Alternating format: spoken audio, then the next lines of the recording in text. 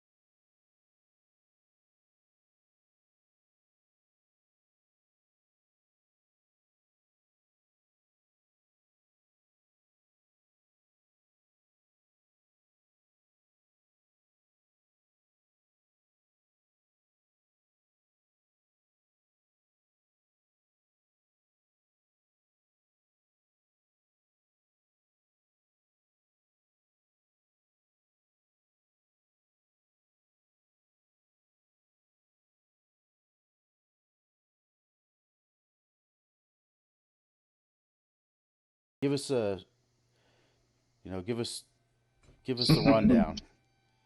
Man, it's I don't know. From the beginning of this thing, it's not just been the buggy; it's been me, and we just fought it a bunch. Like I said before, it was we came into this thing knowing absolutely nothing about any type of off-road racing at all, other than motocross, which is where I came from. And wow, I mean, it's I kind of, just from being around my brother-in-law, Matt Schisler, I kind of grabbed a hold of a few things and learned a little bit, and we dove into this thing head first. And whenever I met with Jake Berkey the first time, and I told him, I said, we're going to build this crazy big, massive horsepower, and I want the best suspension and the best pieces that can be used on one of these things, and I want it built strictly for racing.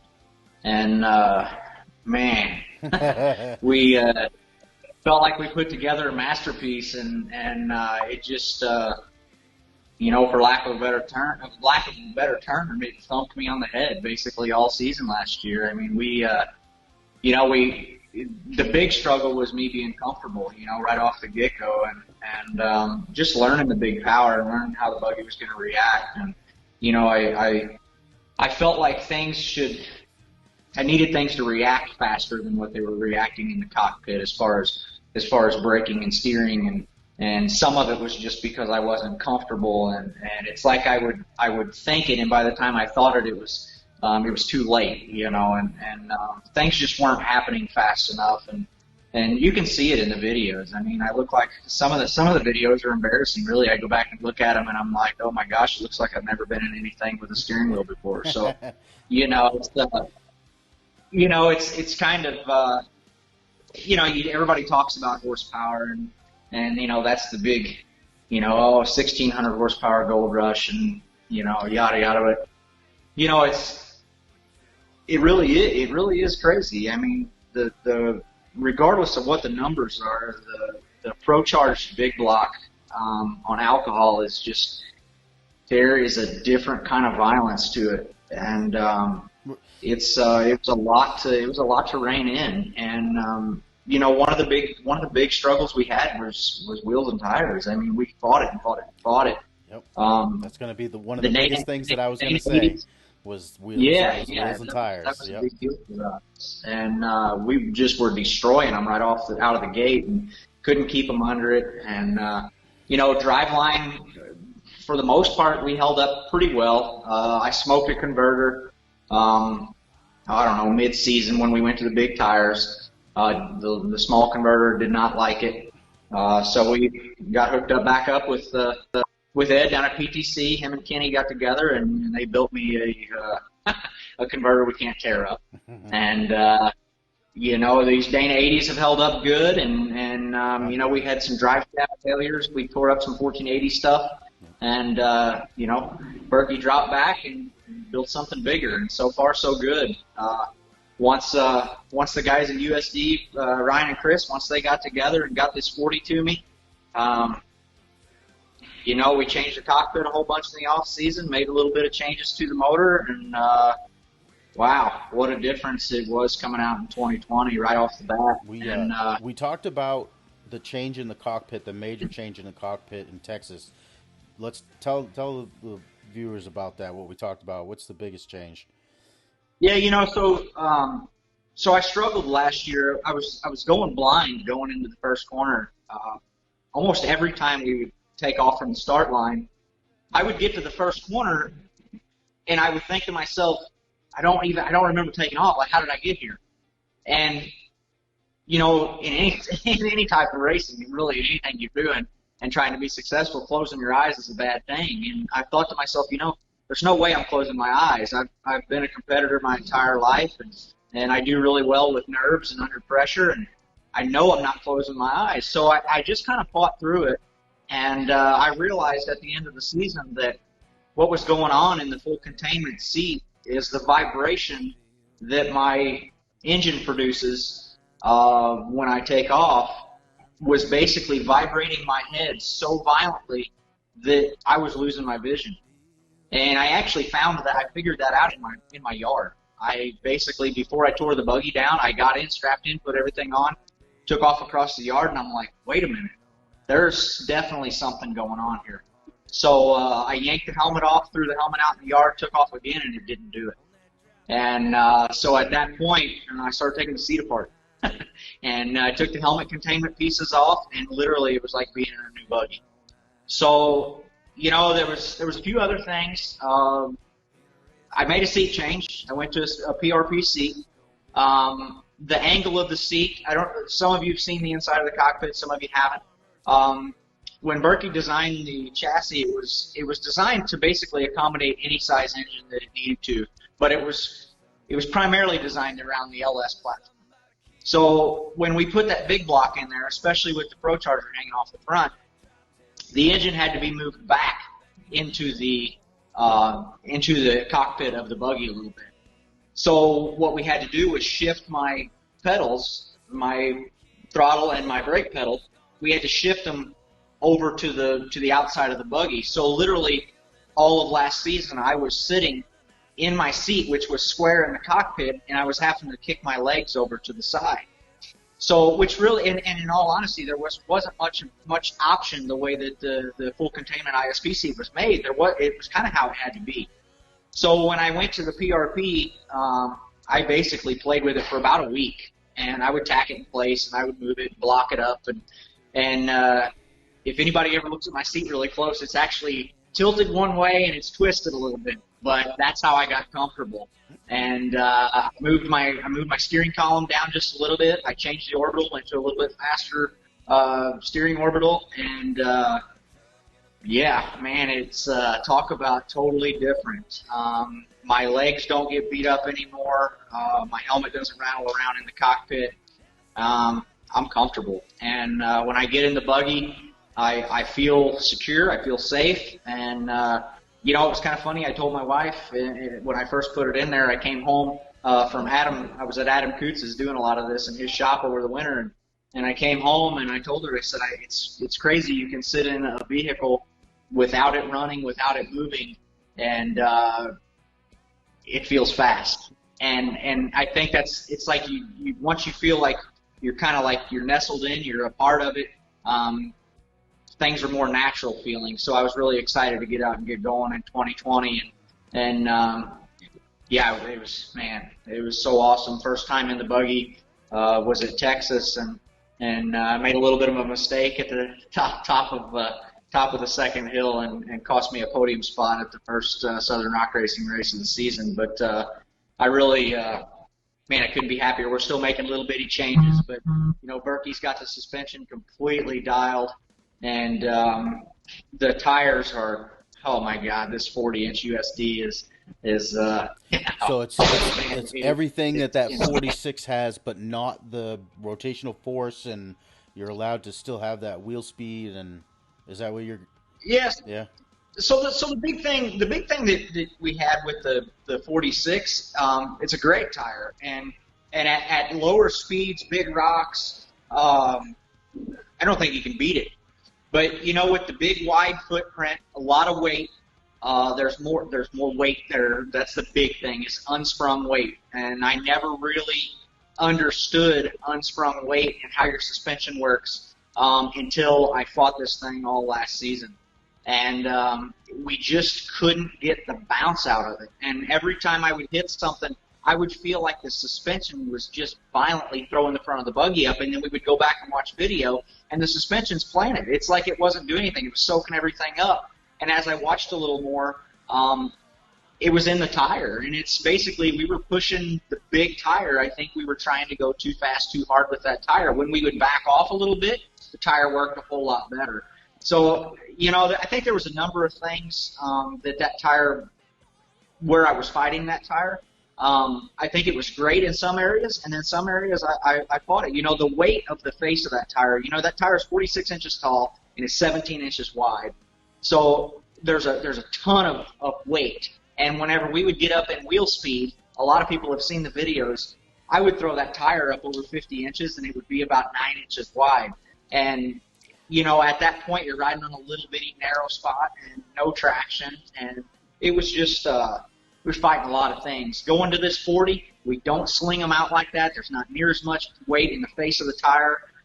It's planted. The gearing, we've got the gearing perfect. There's not near as much unsprung weight. The suspension works beautifully. It corners really good. It doesn't get sloppy on the hill like the wide tire wanted to float on top. It didn't actually get down and bite like we needed it to. The narrower tire has made a big difference there. And to be totally honest, I think for what we're doing, the type of racing that we're doing now, and as fast as we're going, the smaller tire is more nimble. It's just, it handles better, it corners better, it plants better, and aside from being in giant boulders and crazy mud, I think it hooks better. Yep. So, we're everything about it really. Did you lose awesome. a lot of ride height at all? You know what I mean? Clearance under. Yeah. So the buggy was built on the 43 stickies, and I want to say we had somewhere around a 20-inch belly pan. Right now, I think I'm at 18 inches. So we obviously you lose ride height going from a tire that measures about 44 and a half inches overall height at 10 psi to a tire that measures about 39 and 3/4 inches at 10 psi. So we lose a couple inches there, but low slung is the name of the game when you want to go fast. And these things are made to slide over the top of ledges and rocks and stuff, and momentum will get you there most of the time. We're if you're going fast enough you'll go over just about anything we hit anyway. So the belly pan height really wasn't a concern of mine. Man, we got upwards of 35, 40 people in here now. Jim Harmon, Dean Gordon, Kyle Wolf from Wolfpack, Johnson Fabco. Thank you for joining. Tim. Jonathan Wright, what's up, man? Yeah, Jim. Huh? Anthony Garcia, watch it come off the line at Windrock 2019 was awesome. People were cheering, then instantly covering their ears. Yeah, I was standing right there at the. I think I gotta say that I might have been the first person to post a Gold Rush action shot right off the starting line. I was standing right there, and I immediately posted it like Gold Rush is in action, man, on the hill. Yeah, that was awesome. Ryan Ramsey says I think leaving the line in 2020 was a whole lot better for me than in 2019. but we got a great picture from Jonathan Wright at Black Dog Photography of you airing it out in Texas. You wait. Ryan Ramsey says one of my favorite bouncers. I so hope to see this one day. Ryan is from Maine, and we've been trying to talk all these guys into going up to the Mountain Mud Run. I don't think it's gonna happen this year, unfortunately, but we still love to get as many bouncers up there as possible. It's a good time. It's a good time. Gary Picones from 1/10 Scale, thank you for joining. Wyatt Brown, Mr. Berman, thank you. Jonathan Wright, yeah, John. Daniel Heckley. Hey, you want to come on my show, Daniel? Dustin Wynn, Christopher Bilodeau, Jonathan Wright, Black Dog Photography. Yeah, Ryan Ramsey says tires are huge. He says in the 1-1 and RC. So, heck yeah, man. Brian Bebo Watt from Bouncer Life. Yeah, Christopher Bilodeau, one bad buggy. You ain't kidding, Christopher. It's there is I gotta say, Matt, the two of y'all need to be. You know how like there's the Bash Brothers. You know what I'm talking about? The old movie or whatever. Yeah. Y'all should be the Horsepower Brothers. Yeah. Like a picture of Matt instead of how they're in suits or something, and then there's the baseball guys and they're holding bats or whatever. Y'all should be holding like a Pro Charger. You're holding a Pro Charger, and Matt's holding like a Whipple. And y'all are like. That'd be perfect. Matt could hold the entire LS engine. Dude, we couldn't get Matt to pose for a picture. Are you kidding me? That guy is Man, a little and Hey, my daughter could get him to pose for a picture. hey, well, okay, His niece, then we would have her there. his niece got some pull on him. She could get Good, him to do awesome. We need to have her around more then. Uh, Anthony Garcia says, "Do y'all really use a beach ball under the pedal?" Not anymore. Not We got anymore. that. We're totally different brake setup now. Yeah.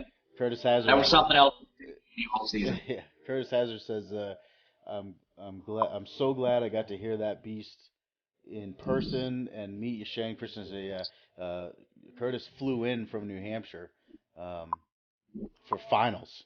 So, Yeah. I met Curtis at Dyersburg. yep.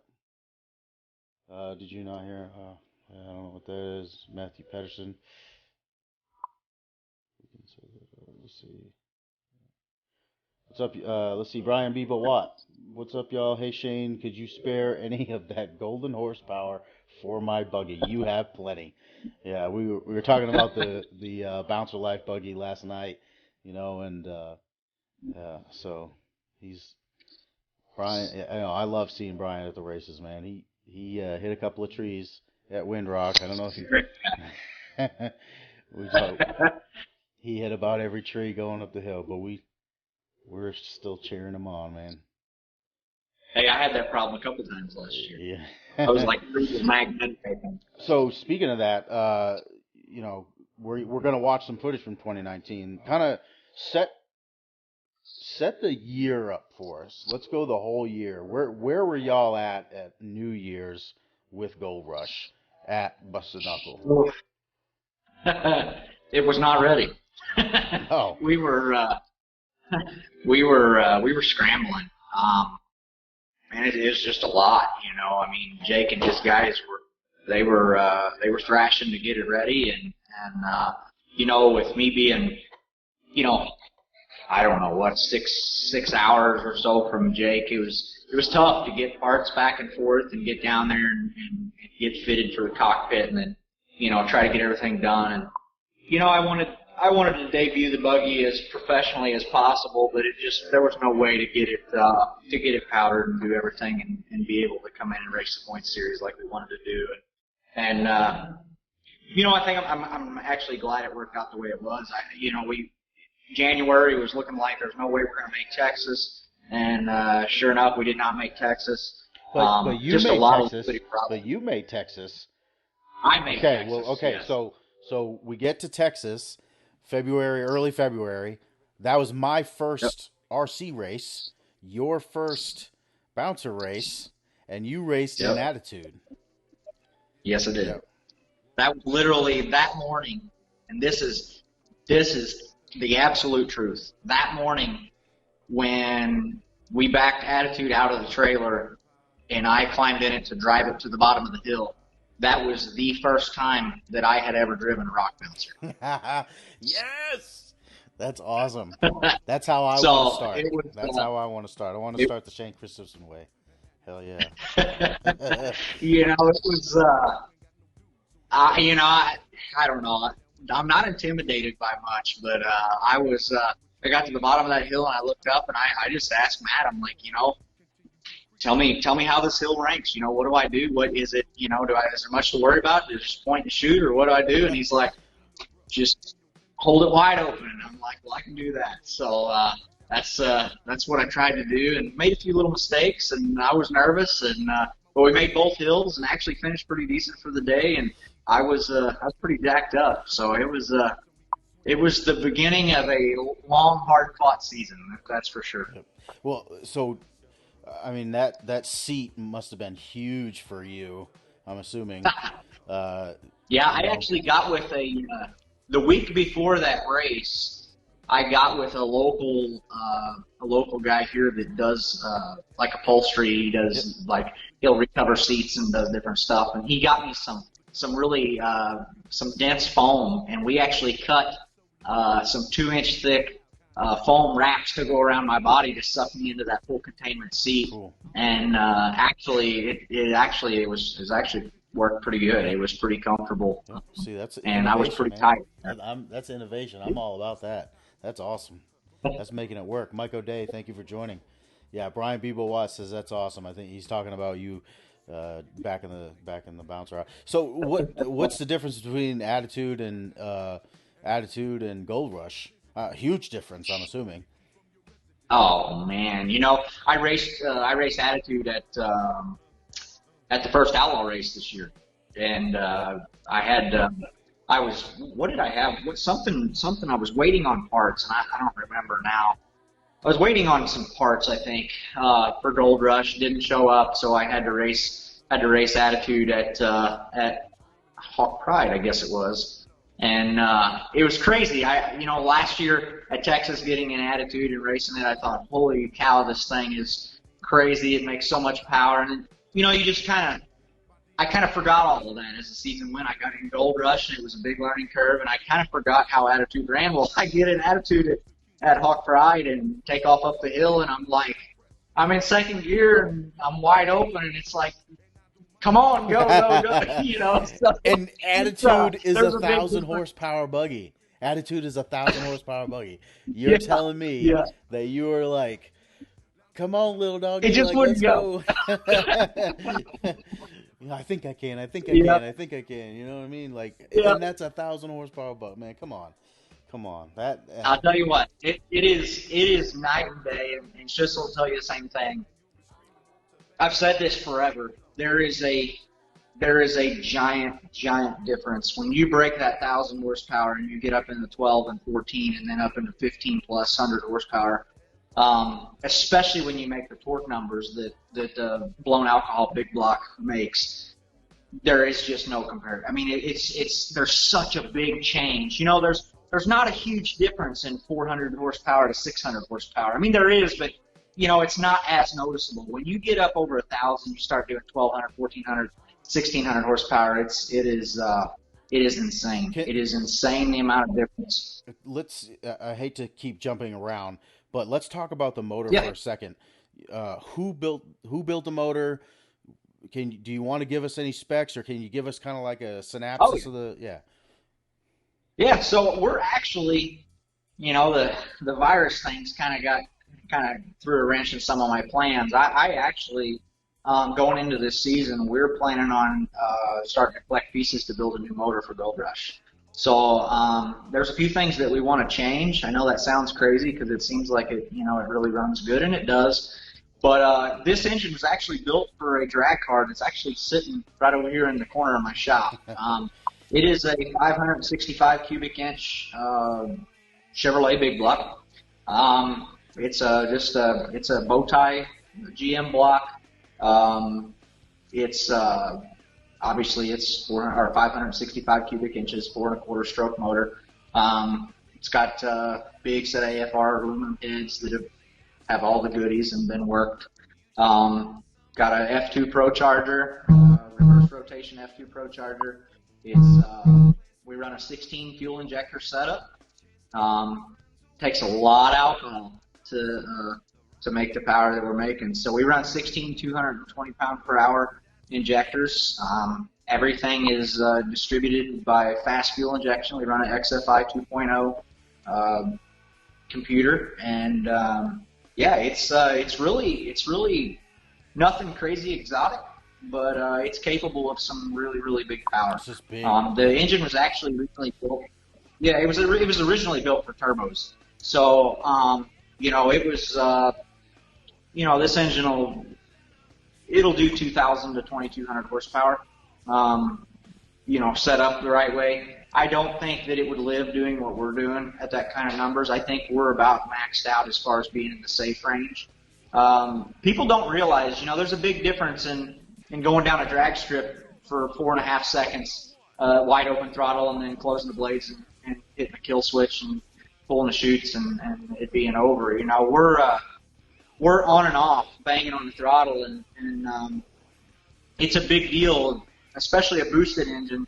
I mean, you're hammering on that thing. It's on off, on off, on off, on off, and it's very violent, and it's very hard on an engine. So I feel like in that 15 to 1,600 horsepower range with this build, I feel like we're maxed out. And to be totally honest, I don't think doing what we're doing, the type of racing we're doing, I don't think me personally, I don't think I want any more. So It's we're still trying to harness what we've got, and the new engine would just be a little bit smaller cubic inch, a little shorter stroke. Torque is where it's at, I think, in this off-road racing, turning these big tires and stuff. And then I'm gonna lose some weight up on the front end. So Really? Okay. we'll Interesting.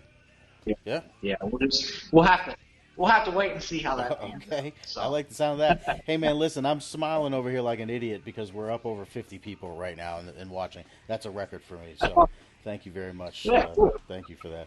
Yeah. So, uh, what made you make that decision, or was that always the plan to go down in cubic inches and like you just told us? No, really, this engine ended up in Gold Rush because midway through my drag car build, I had this engine sitting on a stand, and I decided to abort mission and build Rock Bouncer. So it's like, okay, you got $40,000 worth of engine sitting here on a stand. What are you going to do? You going to build another one? I mean, here's everything I had to build what I've got. So, I called Grant at Pro Chargers and talked with him a little bit about what I had and what he thought would work best for the type of racing we're doing. And he was 100%. Right away he said F2 is going to have the flat power curve you want. It's going to be a lot more usable. It's not going to come on as hard as some of the other Chargers. And I said, yeah, let's try it. So that's why we ended up with the 565. It was the engine actually I originally acquired this engine as a 588 cubic inch big block. We put a single turbo on it, and it was in a pull truck that I had. We pulled it out of there, took it to Proven Performance. Local guy here, he's an older guy. Chevrolet-based big block stuff. He's like a guru. So very, very good at what he does. Took it to him. He said, we need to shorten the stroke if you want it to live. So we went from a 4.5-inch stroke motor to a 4.25-inch stroke motor, and he put all the goodies in it, and you see how it performs. It does what we need it to do, but I just think I think that going to a smaller cubic inch, I think we can get a little better life out of it. Not that this engine hasn't lived well, but we don't put a lot of run time on these motors, and it's hard to say how long this thing will last down the road. There is room for better parts, and that's part of my reason for wanting to build new. And then I want to lighten the load up front. The Pro Charger adds a lot of extra weight. We played with a new motor plate and a new bracket for the Pro Charger this year. We kind of struggled with keeping the Pro Charger aligned last year with some chassis flex, and so it's 100% mounted to the engine now, and it's made a big difference. I think an all aluminum motor and aluminum a billet motor plate and billet bracket for next season will lighten us up a bunch in the front end, and I think that's what we need to do. I look at some guys, not that we're underpowered, but I watch other buggies that I know are 1,000 pounds lighter than we are, and are 800 to 1,000 pounds lighter, and you can see where their mannerisms are different on the hill in certain situations, and I think it would help in some situations. So we're gonna try to shave a little weight off the front for 2021. Okay, but you're not giving away any secrets. Not really. I love getting. I like surprises. I don't like when I get surprises, Yeah. but I like producing the surprises. So I'll just leave it like this. It's going to still be a 500 plus cubic inch big block, but it will be all aluminum, Okay. and it'll be a little bit different setup. Yeah. Okay. So you're sticking with the big blocks. While Yep. a lot like Timmy, Matt, I mean, they're going with those LSX motors. Nothing like that. That doesn't interest you. No, I have no interest in small block. I'm a big block guy. Okay, yeah, no, hey, that's all right. That's all right. Timmy was all motor last year, and look what happened, But Yeah. but hey, we gotta go easy on Timmy because he's such an innovator, man. We gotta give him credit because he's definitely brought with Oh, yeah. menace, dude. Oh my goodness. That is just a Awesome, absolutely awesome. I love the way that Timmy makes anything work and makes it work well. yep, And it's fun to watch. It's fun to compete with him. It's fun to learn from him. You absolutely, know, uh, absolutely. I've had many phone conversations and text conversations with Timmy back and forth, and he's helped me out along the way as well. You know, if I got a question, I call him and he'll answer the question. And sometimes he answers it in Timmy Cameron fashion, where you know you're not getting the real deal. But Yeah. that's all part of the racing game, and I get it. And I got crazy respect Oh, for Timmy Cameron. definitely, And definitely. I'll be honest. You know, I've being new to the sport last year, I listened to both sides. You know, I listened to guys that love Timmy and guys that hate Timmy. And listen, I've been around Timmy enough. If you hate him, it's because you're jealous. Yes. And Yeah. That's that's all there is to it. If yeah. you don't like that, I'm sorry, but It's I'm it's a painful truth, but it's yeah. For some, yeah. it's a painful truth, but yeah. No, Timmy is salt of the earth, man. He's a good guy. You know. Yeah, can't take anything away from him either. You know, it was nothing that he has accomplished has been handed to him. He's done it all himself, and he's for anybody that lines up with Timmy, on any given weekend on a hill, it's in my opinion, it's a treat. Yep. You know, whether you love him or you hate him. It's a treat to be able to go out and race with somebody as innovative as he is, and as much of a dedicated competitor as he is, you know, and it's if it wasn't for guys like Timmy and guys like Bobby and the Bacon brothers and Randall and guys that have been around, Adam Ringer, guys that have been around since the beginning, if it wasn't for guys like them, I don't know that we would have any interest in doing this. I mean, you got your guys that put on the shows, and then you got your guys that set the bar, set the pace, and Timmy's one of the guys that set the pace, and I have had multiple people tell me, this is a sport that you put on a show for the fans, and I'm not that guy. And I don't mean that in a bad way. I love my fans. It's so humbling to me to get all the messages and requests for shirts and hats and people coming up and wanting me to sign stuff. And it's like, I'm a nobody, and this is absolutely awesome, and it's very humbling. But at the end of the day, I'm a competitor and I want to win. I want to put on a show, but at the same time, I don't want it to be at the expense of completing a hill or finishing well in a points series. So you're not going to see Gold Rush upside down a lot like you do a lot of the other buggies. I think since we were new, we've been upside down twice, and it's that was rookie mistakes both times, and you can't win races on your top. So I try to come at this thing a little bit different. We made the buggy loud and aggressive and a different look, different color.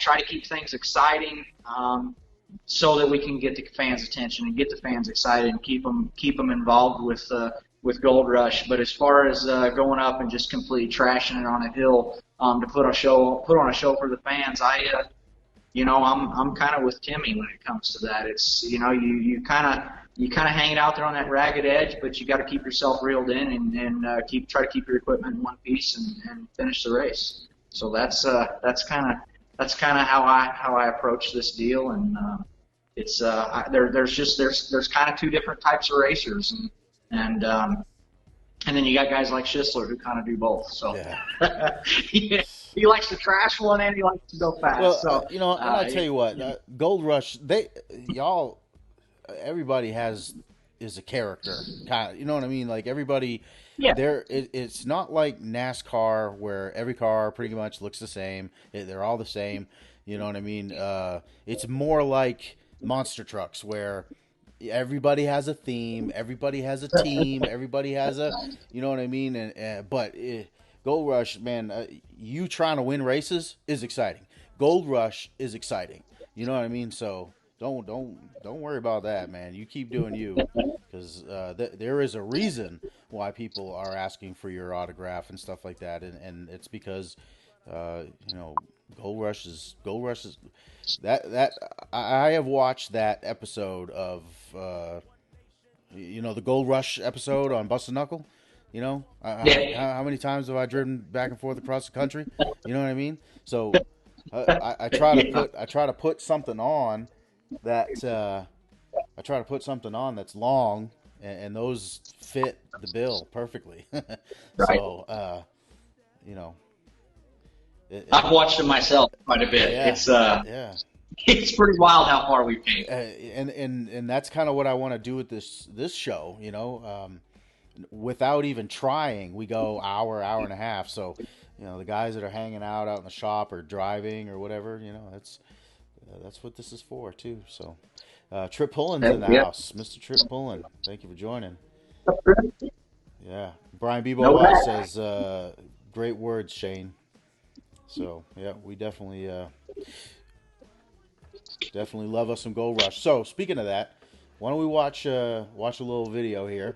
Uh, Heck there yeah. is going to be a delay, all right. But what we'll do is we'll just kind of start the video, and you'll get it. You'll start to see it up on your screen, and then we can kind of get caught up. But this is more or less the introduction. So hopefully we can get you caught up here.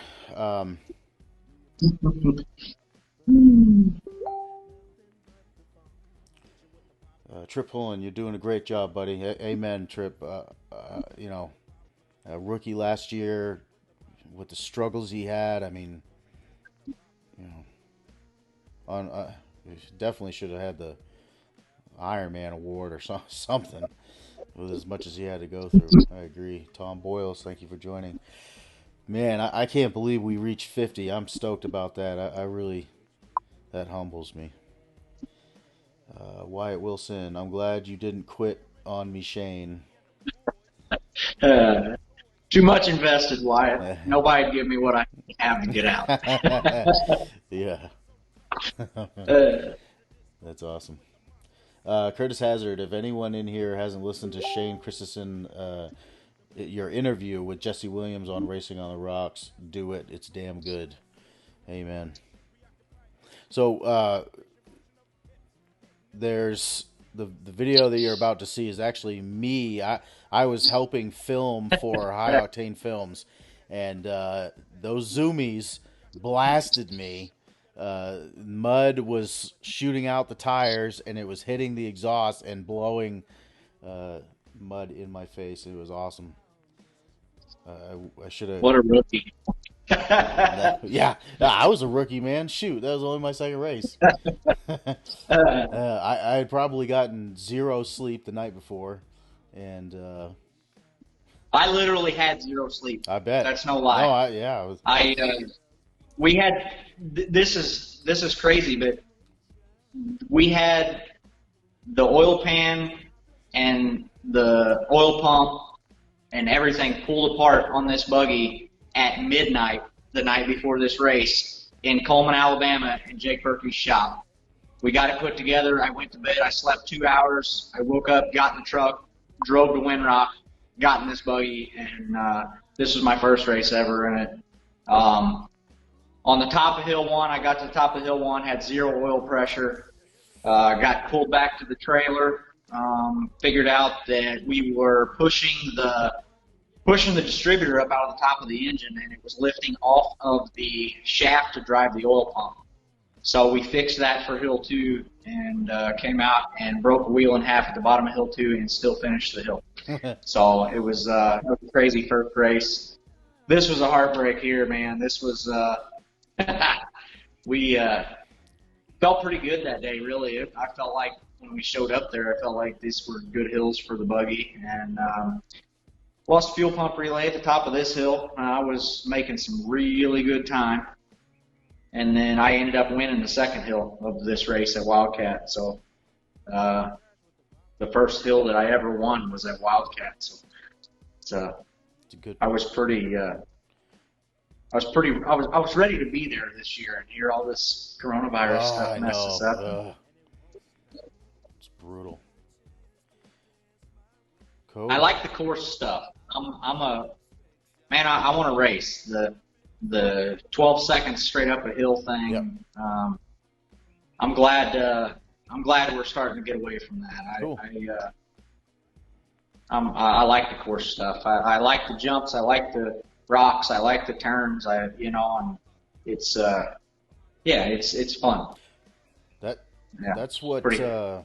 that's that's what I'm going for the RC stuff too. I'm just,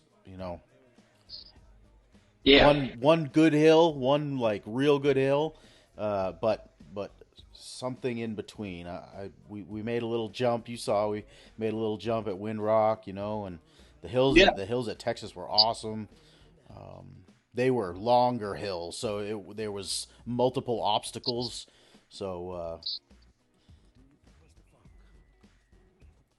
Dirty Turtle, man, I love Dirty That was Turtle. wild. Yeah, That hold in there at the bottom, that was wild. yeah. Hey, so this is our first connection coming up right here. So you were on the starting line getting ready to go to Hill 2. I was walking down trying to find Will Stewart. Uh, and I'm right there. I have my shirt on. I'm walking, white pant or tan pants, and you took off and just peppered me with mud. And I knew it was you. I knew I wasn't mad at all. I was just like, you know, man, what a good. I love being here. That's basically what I was thinking. Uh, you know, let's see. John Lancaster, welcome, sir. Noel Giles, can't wait to see more course action in RC. Yes, sir. We're gonna yeah. make these guys earn it. Make make that suspension work, make that steering work. I think, obviously, Hallie and I, we just got just got to dabbling with the RC stuff, and it's really cool. Um, hopefully I have some time to get into it a little bit more with her as the year progresses. But I kind of see it as the same way as I see the big bouncers.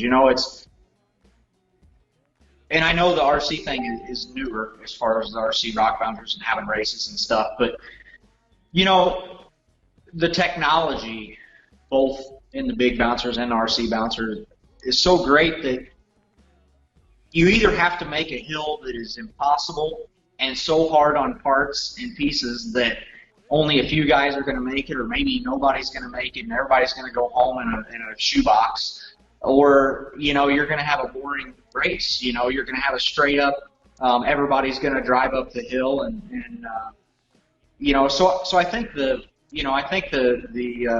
course style stuff, the turns and the jumps and the multiple different ledges and off cameras and stuff. I think that's what makes this racing, and that's what myself and many of the other racers that I've talked to. That's what we want. I know there's guys that like the Bounty Hill stuff, and I'm not saying that a Bounty Hill here and there isn't good, but when you're racing a point series and you got guys that are racing for points and running very expensive machines and taking off work and sacrificing so much to be there. It needs to be a race. In my opinion, it needs to be a race. It needs to be something that 75% of the guys can make, and you got to be a driver to win. Exactly. Yep. So that's what I feel like as far as racing. You want to have a bounty series, name it a bounty series. But as far as the racing goes, yeah, I don't care for the big nasty stuff. I got too much money and time invested. What about that first Arbo And I like race? big hills. In my opinion, Windrock is You, you, that was you like awesome. I those? love Windrock. Um, Yeah, I love those big nasty dirt hills. my favorite, we just watched it, is the Arbo, the first ever Arbo race at AOP. I have yet to That was go to cool. AOP. AOP is on my bucket list, man. I really want to get to AOP. But yeah, you had some nasty runs. Uh, Violent. That's what I like, man. I like that. There's just rocks peppered everywhere, and soil that just seems to be limitless, like it's deep and It just seems to disappear when you know, spin the tires up. Jay Storks is watching. Eric Meese, thank you for joining, sir. Jerry Arno, good friend from back up in Maine. Um, there's a point of this race. This is an outlaw race. You're getting buckled in, and I don't know if it was the guy that you were supposed to be going to race, or what. But he said the guy on the microphone said he kicked him out. You remember any drama like that? Is there? No, I'm not. I'm not. Man, I tell you what, I was kind of bad last year. I let everything kind of float into my head, and I tried to listen to everything going on around me. And you know, you try to.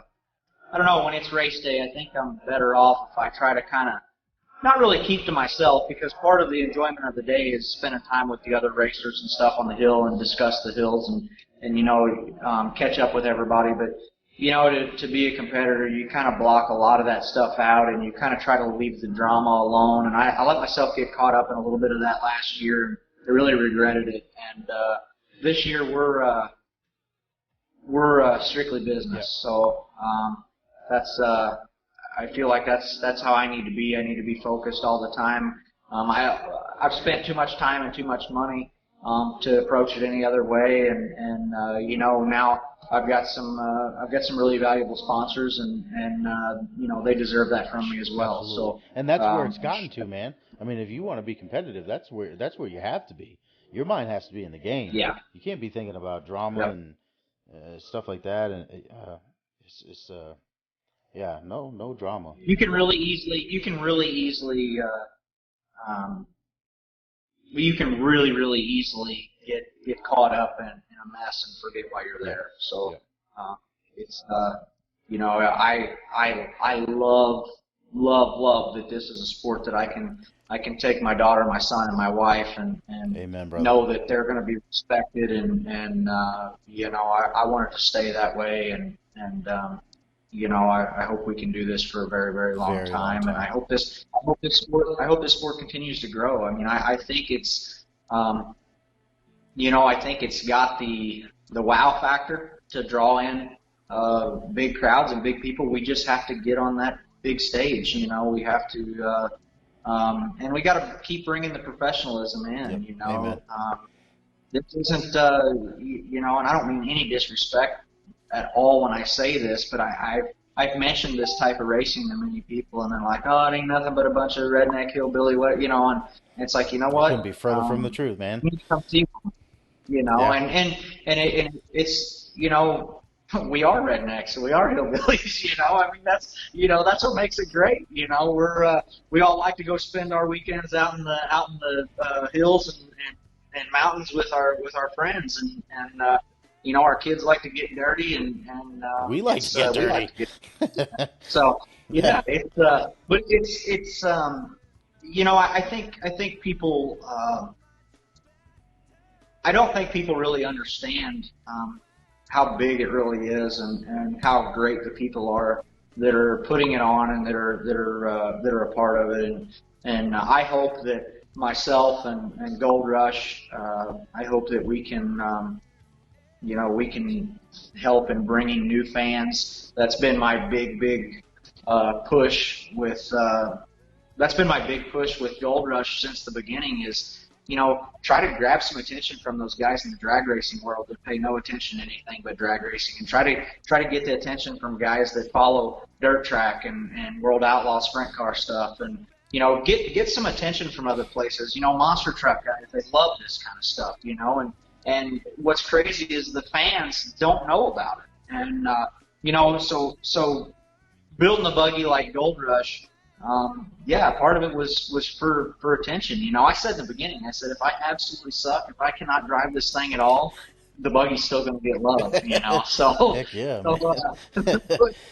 that was the goal from the get-go, you know. So, and some of the first words out of people's mouth is, it sounds just like a monster truck, and it's like, perfect, we nailed it. Let me tell you something. Mega trucks have their own show on cable TV. We should have our own show on cable TV, dude. I Yeah, think our absolutely. stuff is just as exciting, if not more exciting. I think the buggies are Hell yeah. sexy. You know what I mean? Like, there's just something Yep. about a rock bouncer, man. They're hot rods. They're like sophisticated off road machines as well. You know, They they are. everybody has their own style. Uh, uh, you know, I love rock bouncers, man. Let's get caught up on a couple of questions here. JT Williams, how many sets of tires do you go through a season? Man, if you run USD stickies, you don't go through any sets. Before the USD stickies, I was tearing tires up big time. So I can honestly say that after I switched over to USDs, I literally had one flat tire due to a tire failure. Now I tore some wheels up, but the tire failure, I ran a piece of rebar through a sidewall. I mean, you can't. It's not. It wasn't a pinch on a rock. I Right? mean, it Yeah. was just bad luck. Outside of that, we haven't. I haven't. You know, knock on wood, I have not tore up a USD sticky. Um, you know, I'm telling you, it is a tough off-road tire, and I've been very, very impressed. You know, tearing up tires like I was, I forget what it was. In 3 races, we had seven different tires we cut sidewalls on in 3 races, and you know, we just, gosh, it was a nightmare. I mean, we were vulcanizing tires, and I was getting new tires, and it was a nightmare. And we switched over to the USDs, and it's, you know, we put all that behind us, and to be honest, it turned into a wheel thing after that, and which is fine. You know, you keep eliminating weak links, and eventually you'll get something that works and works well. So I think we're well on our way. Yep. Jay Storts, we're ready to race so the Paravel Mafia can get back to showing out. Absolutely. Yes, we are. Paravel Mafia is always rolling deep. William Wallace from Hillrod Production, love these guys. They're coming in strong. He says half our country is redneck, going back to the redneck topic. Yeah. Yeah. I heard that. Miss Emily says, own it. We all own it, man. We're all proud. I'm damn proud of That's it. my sister. Yeah? Thank you for joining, Miss Emily. Thank you so much. Brian Bebo says we can grow this sport. Look at NASCAR. They're always just turning and looking at that following. Yeah, yeah. It's started out. William Wallace says, "What's your favorite kind of dirt?" Yeah. What do you say? The kind that's not wet. Yeah. Okay. Yeah. I'll race on anything, but I don't like the mud. Do you love the sound or smell of racing more? William Wallace with all these questions, man. Oh man, if you ever run anything on alcohol, you like the smell. Oh boy, I love the smell. Yeah. Wyatt Wilson, what does Gold Rush weigh? Gold Rush with me sitting in it weighs about 5,100 pounds. She's a big one. Is that? I mean, Yep. what do you think though? Is that pretty normal for weight for a bouncer, or? You know, it depends, and I don't really know the weight of everybody's buggies, but I know there's a few of the top buggies are substantially lighter than I am right now. No. I think, like I said earlier, we're 800 to 1,000 pounds heavy compared to a few of the top guys right now, and you know, I think if I could just get rid of a few hundred pounds on the nose, it would make a big difference. I can make up for some of it in horsepower, but still the mannerisms of the buggy have a lot to do with weight. And I think there's a few places where the lighter buggies shine for sure. Definitely, yeah. He says, "Fat boy." He recommends less tacos.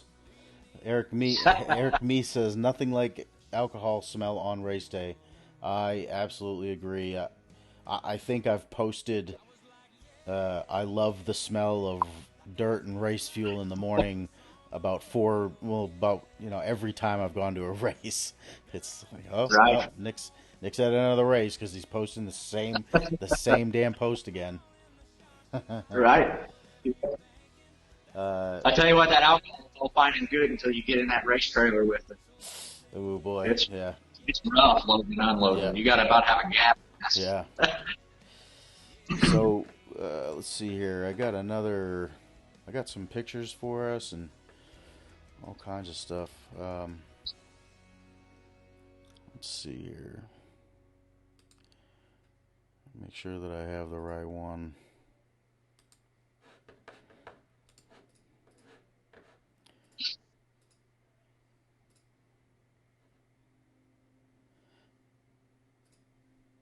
Oh, it's this one, I guess.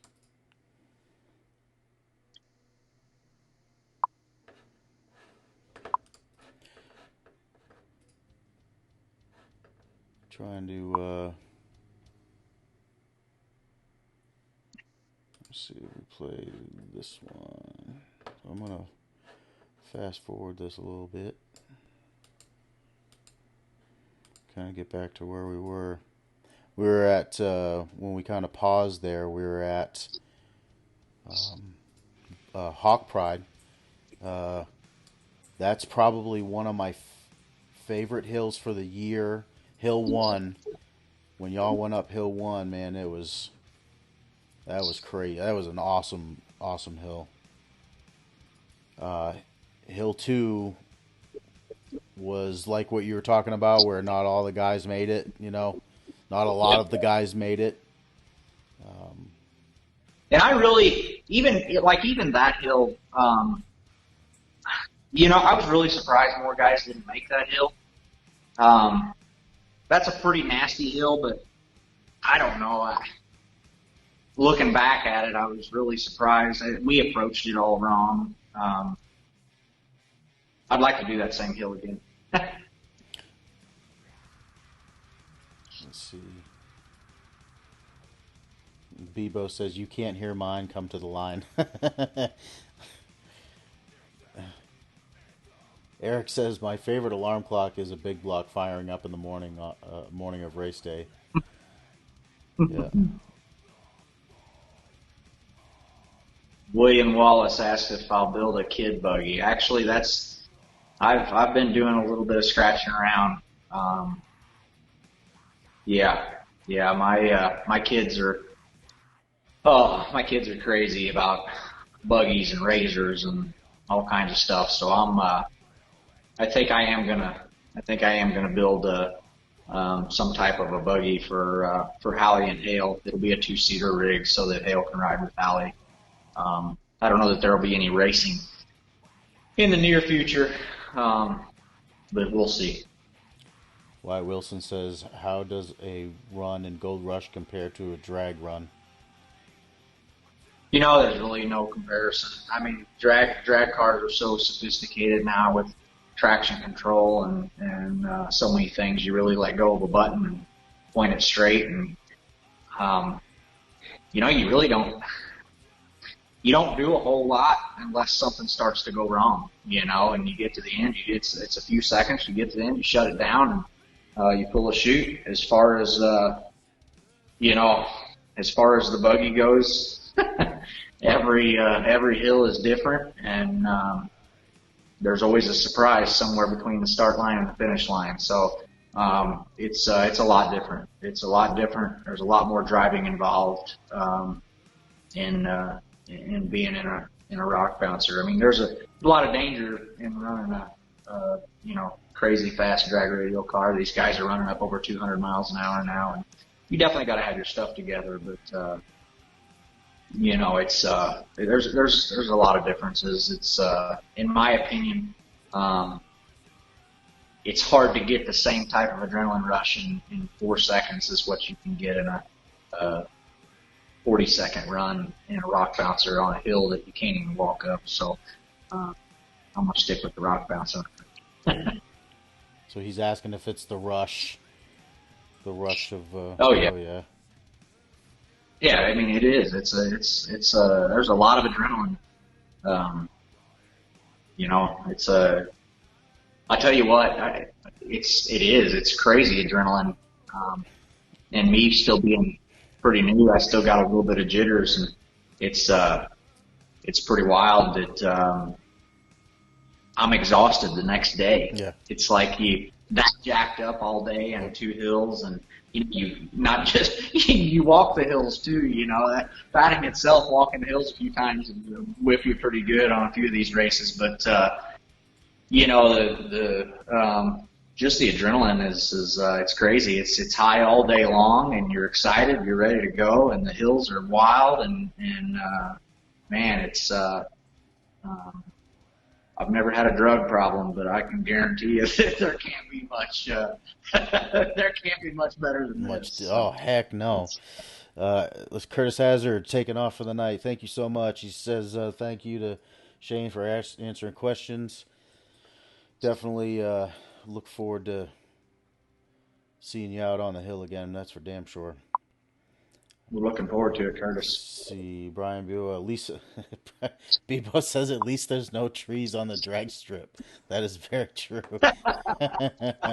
You better hope not. Yeah, that would be a big problem.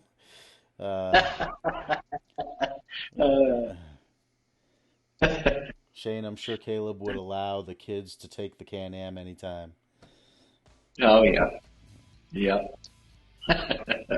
Hey, by the way, my brother is Caleb, and today I, for the first time, got at his brand new Can-Am. He bought the X3, the RSRR, and holy crap, 195 horsepower. I railed on that thing big time. I mean, I ran it for everything it had, and I have to say that it is close in comparison to driving Gold Rush. It is wild. I cannot believe that out of the box UTV is that crazy. I mean, that thing is insane. Very impressed. Is that what the Hobacks are running this year? Yeah, yeah, I believe so. Yeah. Yep. So it's another driver that said that talked about the Can-Am was, oh man, of course I'm in front of the camera and I'm gonna forget his name. Steven Rogers. I can't believe I would forget his name.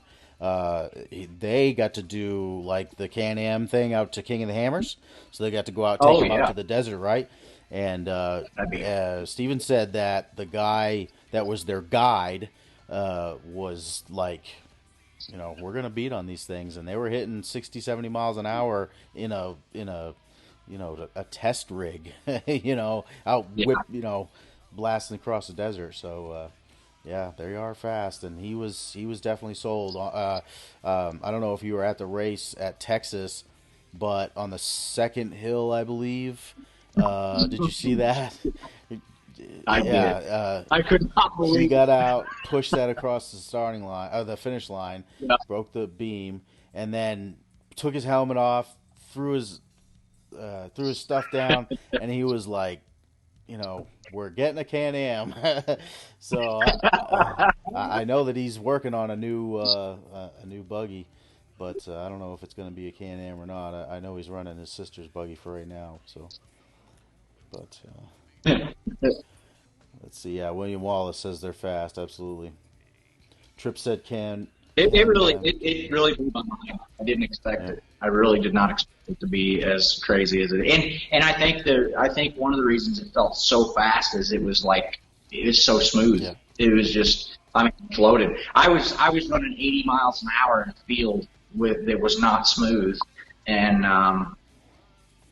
cornering, like driving it like an idiot, and it took it. I mean, it was awesome. It was unreal. So I would love to get in one in the desert. I think it'd be absolutely crazy to be able to run out there in one of them.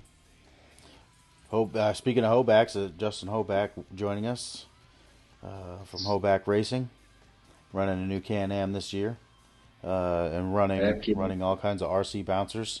We'll talk about that here in a little bit. Matt Ottman. Matt Ottman is Mr. Voodoo Tire, who is going to be coming out with the RC version of the USD Sticky. So we are. You got a little gold rush back here. It's It's ready. ready. Yep. We are patiently waiting for these tires to come in, but all this coronavirus stuff has definitely put a damper on that. Yep. So thank you very much for joining us, Mr. Altman. Power to weight ratio, new Can-Am is ridiculous. Jose Sanchez, thank you for joining, sir, all the way from San Antonio. I appreciate it. Stephen Frazier, Bubba, how are you? Let's see. Matt Ottman says soon on the USD Sticky. Hey, man, we're waiting patiently. You don't worry about us. You go through enough crap with the dang RC people and stuff. I do. I feel bad for you, brother. I really do. I always say you can't rush perfection. I know Chris and Ryan, they worked their tails off getting this 40 lined out, and it was, we were going to have it late last year, and then it was November, then it was December, then it was January, then it was February, and I'm still on a 40-inch prototype, and it's just, it's not for lack of effort on anybody's part. It's just to get something right and not release it until it's perfect is, there's something to be said about that, and I am 100% convinced that it'll be worth the wait, both in the RC tire and in the production fleet. Absolutely. Did you change anything with your phone? You kind of got like you're about a mile away from us. No. Okay. I mean, I can still hear you. Can everybody hear Shane okay? Jonathan Beck joining us from Alabama down there, the Nitty Gritty RC Bouncer Race. We've got Brandon Davis involved in that. The LaCroix, Cash LaCroix, is building all kinds of buggies down there, and John, his dad, is working with John Beck and getting some hills built out there. So hopefully we're going to be having some races soon. William Wallace, audio check. You guys hear him okay? Yeah. Bubba says it sounds like you're a mile away. Maybe, It's still doing? yeah. We can, I can drop the call and call you right back. You want to try that? Yeah, Okay. see if that works. I'm going to pause this video too so you don't, let's see. Alright guys, we're going to get Shane back on here. This stuff happens. There he is. How about now? Much better. All right, now we got you. All right. My phone's got coronavirus. Yep, I believe it. Hey, big thanks to Charles at High Octane Films for the footage today. Charles is really coming through big time for me, giving us content to watch. And I know that all the media guys would, they probably wouldn't say no to me at all, but I've always been really, I've always been a supporter of our media guys, because if it wasn't for them, I wouldn't even know what rock bouncing is. And then, but let's talk about marketing for a minute. Us rednecks can actually get some marketing down, man, and Gold Rush proved that. You have blown up in a year and a half. I mean,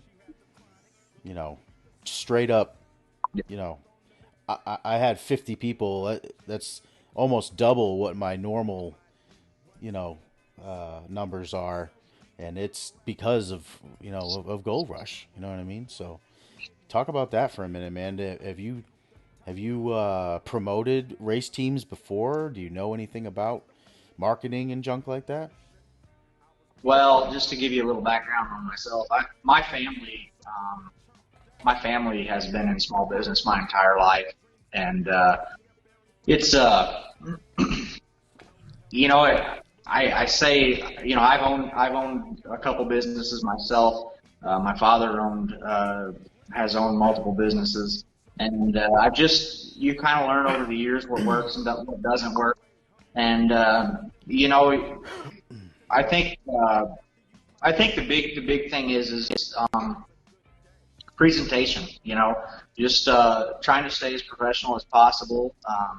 And using common sense. A lot of marketing failures, in my opinion, is really just for lack of, I don't know, I don't want to say knowledge, but just not caring enough and not taking your time to hit all your marks and do the right things. And I think, obviously you gotta keep yourself out there. You gotta put yourself in front of people, and you gotta do things like try to build the loudest rock bouncer, highest horsepower rock bouncer, things that really grab attention.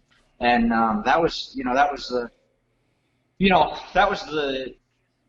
the whole idea in building this. Like I said, well, if I wasn't any good at racing, I wanted to have something that people knew, whether it was me or the buggy, and to try to do both, to try to let people know who I really am and what I believe in, and build something like Gold Rush. The thing is with the whole race car thing, build a brand, build something that's not going to change. You will never ever see Shane Christisen drive a buggy that is not named Gold Rush. If I build 10 of them, they will all be named Gold Rush. Gold Rush is my theme. It's what we're going to go with forever. You build something and you keep building and keep building and keep building. And, I love marketing. It's anything that is challenging to me that I can do somewhat on my own. I have to have help with this whole social media thing. My sister, she just comments again. That's what I was giggling at. Yeah, if it wasn't for her, I'd struggle on the whole social media thing. But marketing is fun for me because there's a challenge in it, and it turns into a game. Kind of, it's like you want to put yourself out there for people to see, to get to know you, to get to know your product, or in this case, your race car. And it's you just try to involve everyone. And my opinion of a race team or a race car or a race car driver, you have to try to put yourself or put your car out there to where people can relate to it, and with Gold Rush, that's kind of what we tried to do. We wanted to make it flashy. We wanted to make it grab people. We wanted it to be totally different. It's a gold rock bouncer, who doesn't have a blue, red, white, green, black rock bouncer, and not that I don't like all those bouncers, because I do, but I wanted something totally different. I wanted to be able to separate myself from everyone, and I think that's a big thing in marketing, is to be able to separate yourself and make it your own, and grab a hold of people and keep them drawn in, and that's what we're going to keep trying to do. And I've said it 100 times. I am so humbled by my following and by the amount of fans that I've gained in 1 year. We're 1 year into this, and if we can keep this thing going, who knows where we can go. I mean, in my opinion, the sky is the limit. I don't just mean for Gold Rush. I mean for rock bouncing, for all-pro racing. Absolutely. And it's fun. Yeah, marketing is fun. The cool part is, man, is that everybody that I've ever talked to has the same attitude. We all just want to see rock bouncing, grow and still remain humble in that family atmosphere and so on. Yep. But we want everybody to come join us, because this is a blast. This is absolutely. This is so much fun. William Wallace says your trailer needs a fog machine for when you back the back door when it opens. I'm just trying to keep my trailer in one piece. This off-road racing's hard on trailers. Yeah.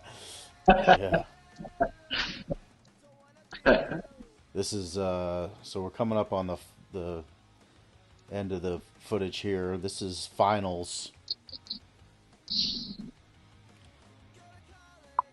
Four Hills. What was finals like? Man, I was so excited for finals. I just knew we were going to have a really good weekend, and I was finally starting to get I don't want to say I was getting the hang of anything, but I was starting to get more comfortable. We were figuring a few things out. I had one of my big flips there at Dyersburg earlier in the year when I did the big front flip, and I learned so much from the first time we were there to the last time we were there, or to the finals. Definitely. And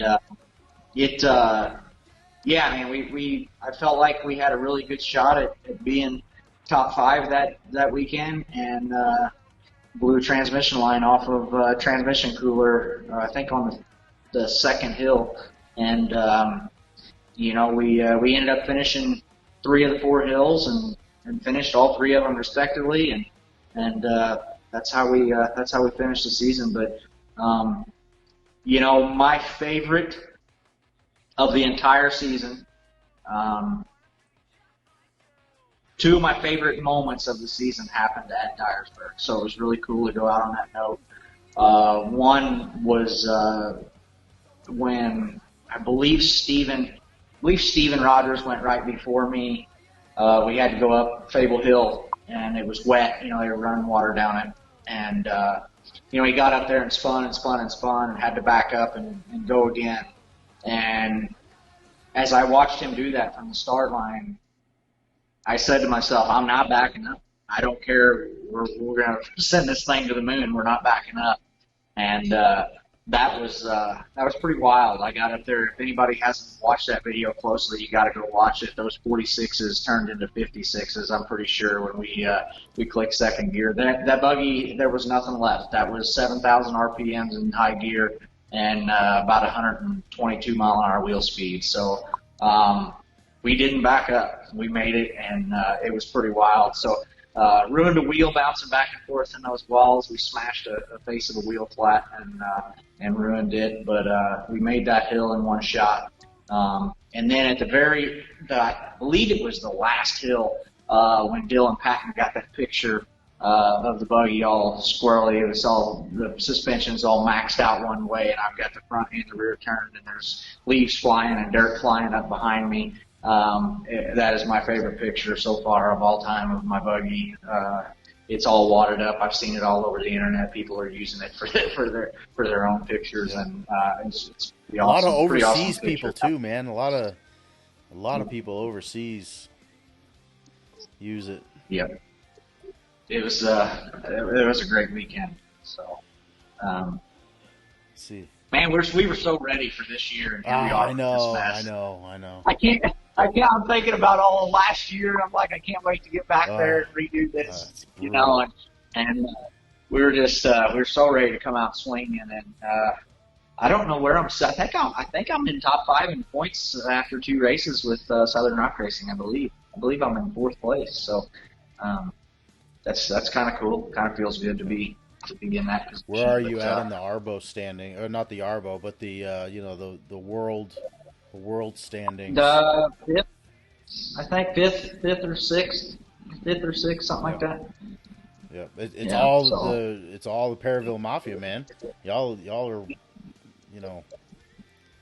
Hey, I'll tell you what. It's not just Perryville. I'm pretty proud of the whole Missouri group. Absolutely. We got Larry Krogh is on rails. Gosh, that guy is got that buggy figured out, and he's driving the wheels off of it.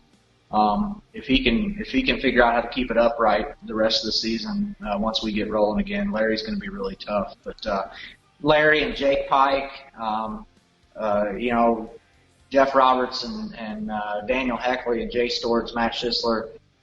Gosh, I mean, it really, honestly, it's pretty awesome to see that kind of. And the difference in driving styles between all of us, and we've been so successful so far this year, and it's pretty awesome to see all of us right there floating around the top 10 in the country right now, and it's I don't know, it's pretty fun. I can't wait to see how we end up awesome, in the year. So it's awesome. Yeah. Let's see, Mid America. William Wallace says Mid America will be an amazing after party this year after the lockdown is over. You ain't kidding. If we get to finals this year, it's gonna be a one heck of a show. Charles Carris. Oh, replying to Eric. No. Let's see, Jerry Arno. Nick, I need to get to one of these events. Jerry, As soon as we are back to racing, you hit me up, brother, and I will help make that happen. If I gotta pick you up at the airport or come down and get you myself, I'll come down and get you down in Tampa. Let's see. You got to get the one. I tell people too, the live feeds are great. Watching all the videos are great, but you have to go. You You got to can't. go in person. Yeah, I don't care if it's one time in your life, you've got to go because you have no idea. You really have no idea unless you're there in person. The videos just do not do it justice. absolutely not. No. So let's see here. Well, what I would like to do is I'd like to share. I'm going to take you down off the screen for a second. What I'd like to do is share this little slideshow that we made using photos from Black Dog Photography. So let's see here. I'll get this on there. And I'm going to bring you back. Alright. So I'm going to kind of leave this large. It'll be popping up on your screen in just a second if you're watching the live feed. But I'm going to see if we can pause it there. The first picture is, I've got video of this too. Man, I tell you what, we have some of the best photographers that I have ever seen in this sport. I mean, I'm not like a photographer nut, but there are some talented guys at within our sport. Yes, there is. I love that picture right there, man. Look at that thing aired out. Yeah. Man, look at the color on that thing too. Like, who would have thought that gold and red and everything you got in there would go together? It works. That's why I say these things they're hot rods, man, because y'all put your own flair to them, and Well, they're full-blown race are. cars. I know Timmy and I had that discussion late last season. I said, these aren't Jeeps. No. These aren't crawlers. These are full-blown race cars. No, absolutely. Absolutely. Jerry Arno said, I went to my first NASCAR race last summer, and it was awesome. I can only imagine these bouncers. Dude, let me tell you something. These bouncers will barrel roll down hills, okay? Land on the wheels at the bottom of the hill, and as long as the driver is still conscious, they let them climb the hill again. You can't do that in a NASCAR. Can't do that in a NASCAR. William says red and gold, U.S. Marine Corps colors. Can't go wrong.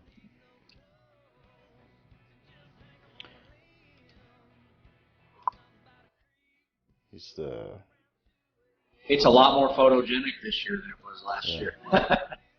I like that one on the skiddy pedal. You'll see it here in a second.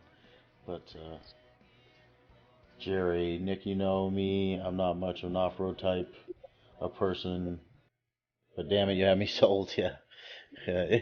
I have gotten quite a few people addicted to this stuff, man, and it's not a bad addiction. Trust me, it's a family atmosphere. Most of the drivers, I've never seen Shane with a beer in his hand. I've never seen Timmy Cam with a beer in his hand. We've got stuff to do. We've got too much stuff to do. And there's partying going on in the crowd and stuff like that. But that's not where we're at.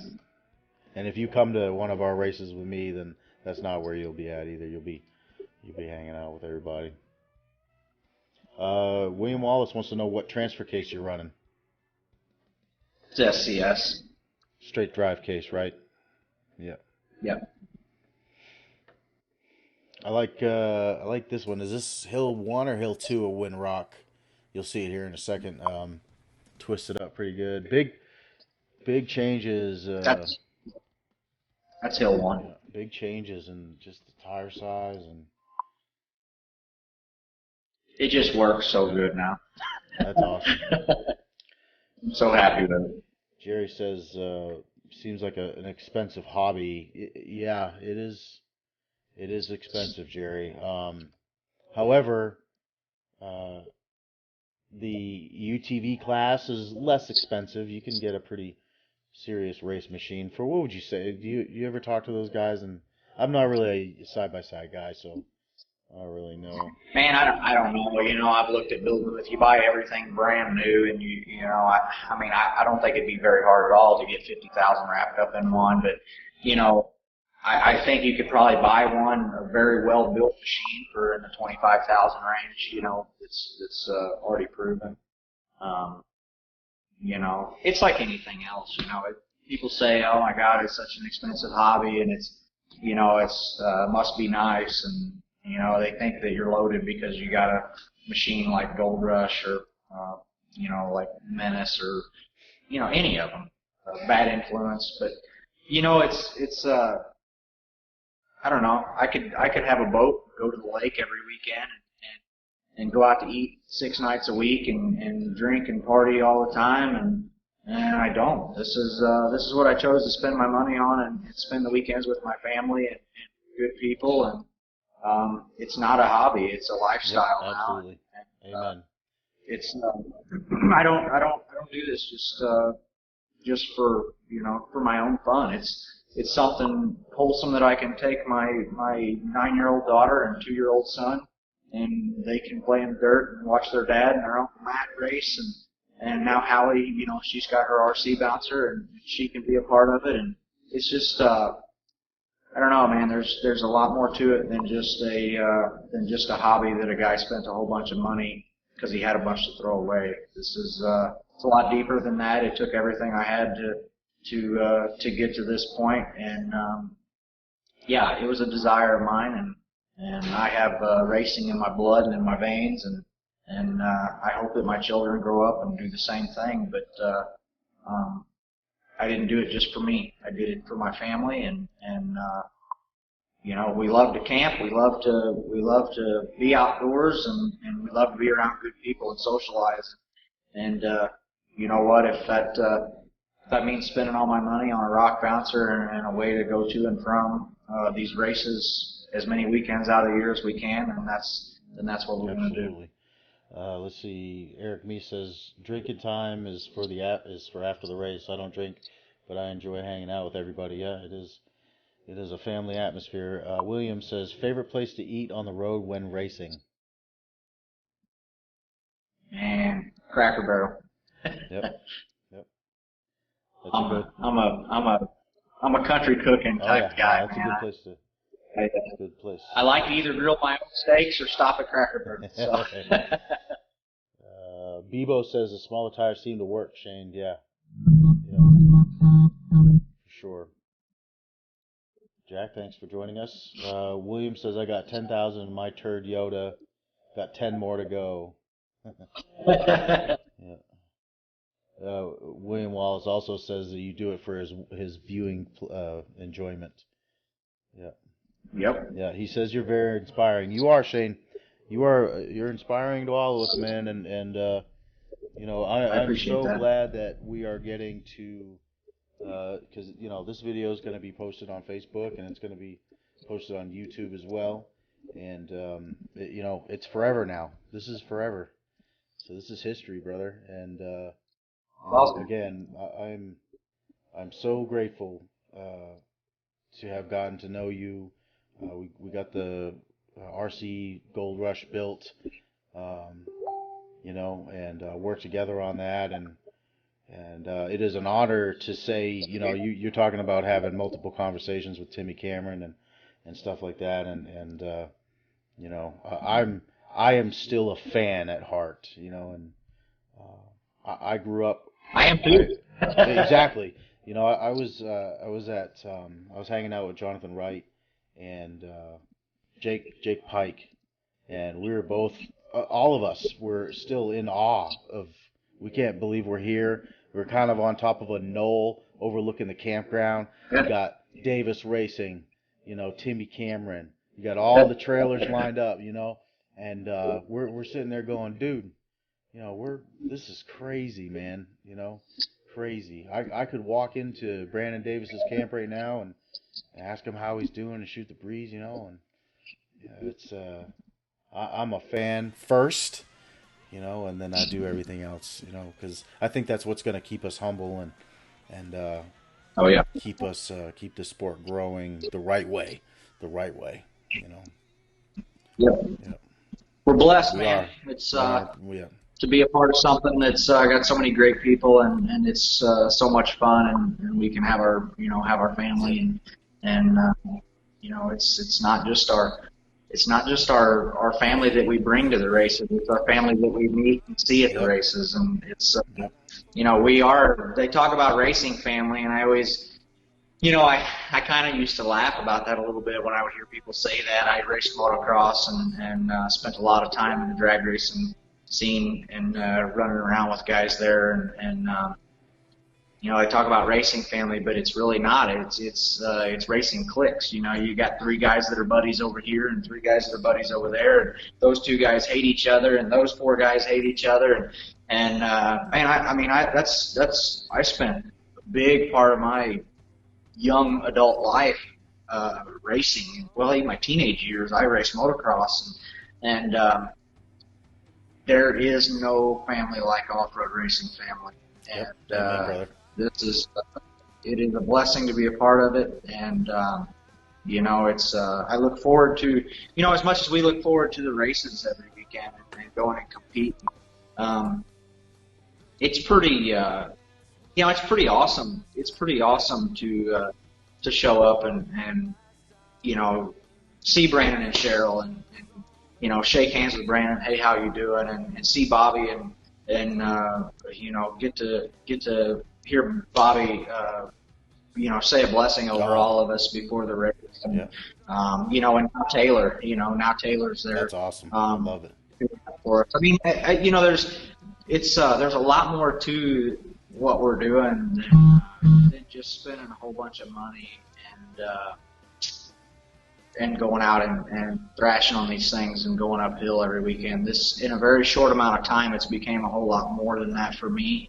And I hope we can keep growing and bring more people into this sport and get more people involved. And it's there's a lot of people that are searching for something to feel like they're a part of it, and this is great. A lot of good people, and the thing that I've noticed the most that I think has really drawn me in is most of the people we race with and most of the people that I now call our racing family, they're believers in God, and we all have prayer together, and we all care for one another, and it's pretty awesome. We know each other on social media now. We're all friends, and anytime someone is sick or needs something, there's always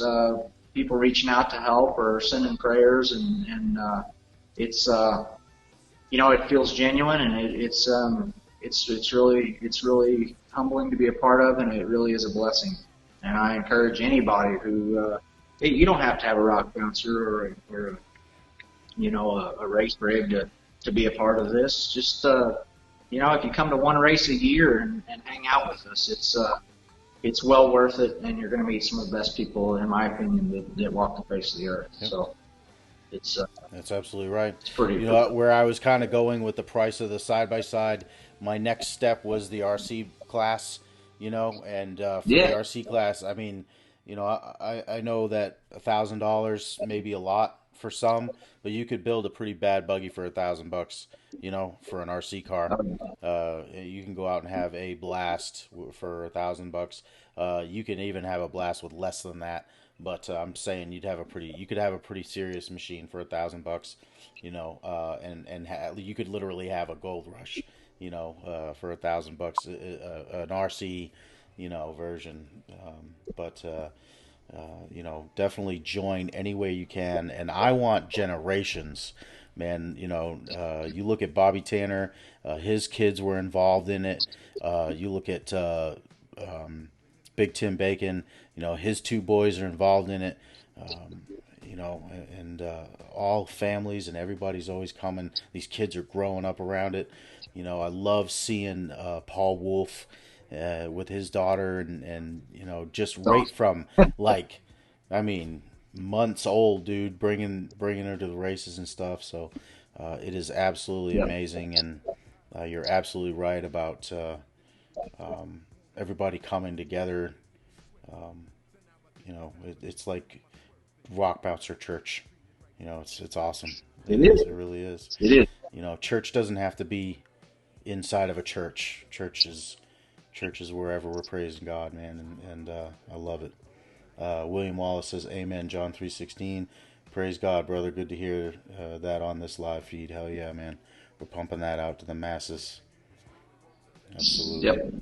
Maddie Moon joining us. Maddie's from the. I don't know if you watch all the Mountain Havoc stuff up in the Pacific Northwest. Oh You yeah. ever watch that? Yeah, Maddie. I've been talking a little bit with them, and we were so bad wanting to try to make that trip. That is a huge trip for us. Boy, Um, that'd be a long trip for you. we, I did. I worked for about 2 weeks, really seeing about shipping the buggies. You know, I talked just a little bit with Matt, and thought about maybe trying to get a third bouncer to go out. You know, to try to do the Mountain Havoc thing, and wow, the expense to try to get out there and to do it, Yeah. it's just crazy. And well, now with everything going on, there's no way we'll be able to do it this year. I wanted to do. It was between that and trying to do the mountain mud run as well, and it looks like, you know, things just kind of messed up this year. But we're you know, all I can do is pray that this thing keeps growing and we keep you know, we keep spreading out throughout the country. And you know, who knows, maybe one day they'll be putting our rigs in 18 wheelers like they do those monster trucks, and we'll be flying in to put on shows for people all over every corner of the Dude, U.S. So you ain't kidding, man. yeah. You ain't kidding. That would be amazing. And like I've said, a few of my guests on here, we're really at the foundation right now. You know, we're setting the foundation, and as it grows, you know, we all grow. We all grow together. But it is so important that it's starting the way it is, and growing the way it is, and we can only go up. Definitely. Let's see. Robert Tabor says, same as just being a part of the race and being there, just being there top, or being there to watch the RC races. There's always a loaner buggy too, so that's absolutely true, Robert. I gave up my buggy several times last year, and I'll do it again this year. Just love getting people involved. What do you think of this Black Dog shot here? Are you airing it out in Texas, man? I love that Man. picture. When Jonathan sent that over to me, I was yeah, I fell in love with that one pretty quick. It's I like showing that Pro Charger off. Yep. You know, I don't know. Yeah. Everybody's kind of got their thing, and I don't know, that Pro Charger hanging off the front of that big block is, Sexy.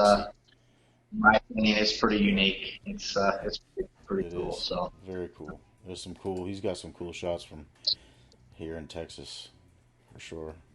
That's Hill 1. Hill 1 coming up next here. We've been, this is my longest stream. We've had the most people in here. been fun, Yeah, man. I agree. If does anybody have anything else for Shane here before we let him get back to work, or actually go to bed? Probably. You got to get up and work in the morning. Man, I got a bunch of stuff I got to do, but it's all little stuff. Normally I travel, so I cut timber for a living, and I own a guide service. Yep. I run whitetail hunts and turkey hunts, and my turkey hunts are coming up here real soon. And you know, with this virus thing going on, it's kind of crazy. I got really low numbers in my camp, and guys are real hesitant. And it's just kind of crazy. It's got our logging. The markets are kind of a little bit messed up right now, and the outfitting thing, everybody's kind of on pins and needles, wondering whether they should pull the trigger or not. So, we don't know. We don't know what the year's going to be like. So I'm trying to kind of cross my T's and dot my I's and get some things in line to try to make up for loss of work. I'm not traveling much right now because normally when I travel, you got to stop here and you got to stop there, and I try to kind of keep myself at home and keep myself limited on getting out too much just yet. But I got my two little ones to worry about, so absolutely.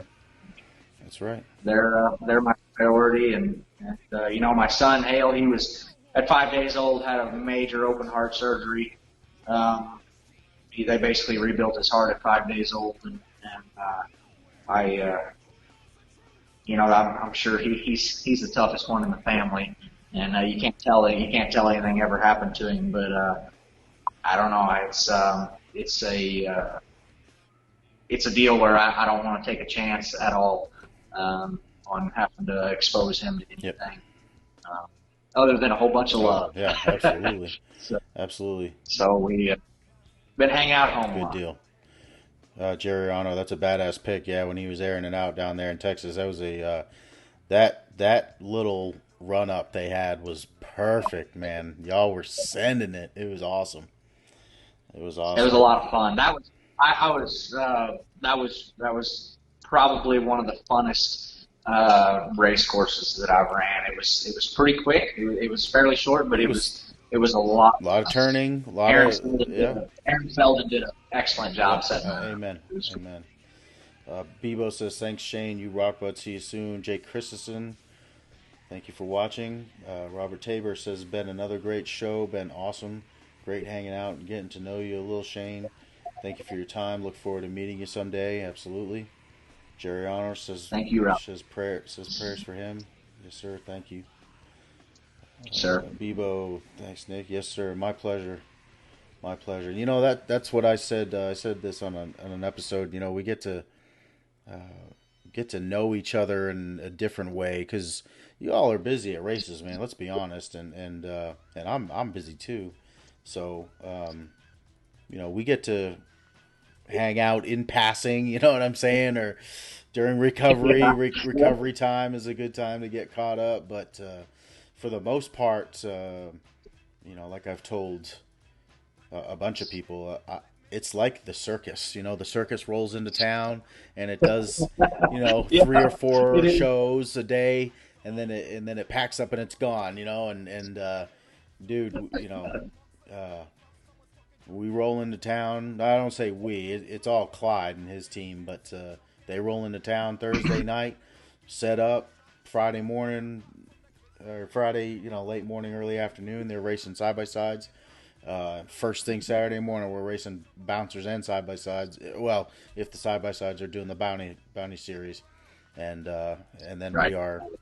we are freaking, busy. And then it's just crazy for us. It's like we travel, and you're coming from forever away. But it's, we load up. It's like you spend Wednesday night, Thursday morning getting all loaded and everything, and then you get in and you drive like crazy, and you get there and, race UTVs on Friday, and Saturday you get up and it's buggies all day, and as soon as we're done, we're trying to get thrown in the trailer so we can drive 6, 7, 8, 9, 10 hours home and get to church on Sunday morning. And it's just, it's just wild. It's like you're there and then you're gone, and then it's like, all right, it's time to get ready for the next one. So it's sometimes it's pretty stressful, but it's definitely all worth it. Definitely. Eric, it is an absolute pleasure to be able to do this with these guys, man, and I am humbled that not only these guys are drivers, these guys are racers, but they're busy men. They're busy. They're busy people, and to be able to sit down and get, somebody like Shane, not just because he drives a Gold Rush buggy and owns a Gold Rush buggy, but somebody like Shane who's a busy guy to sit down and hang out with us, man. That's what it's all about. That's what family does. You know, that's what That's family right. is. So it is an absolute Yeah, pleasure. we hang out on the That's field right, together. man. Absolutely. We all come to the hill. So, well, all right, brother. I hope you have a great night, man. And I so appreciate you hanging out for almost 2 hours. 2 hours. It was fun. Yeah, you broke a lot of records today, so thank you for that.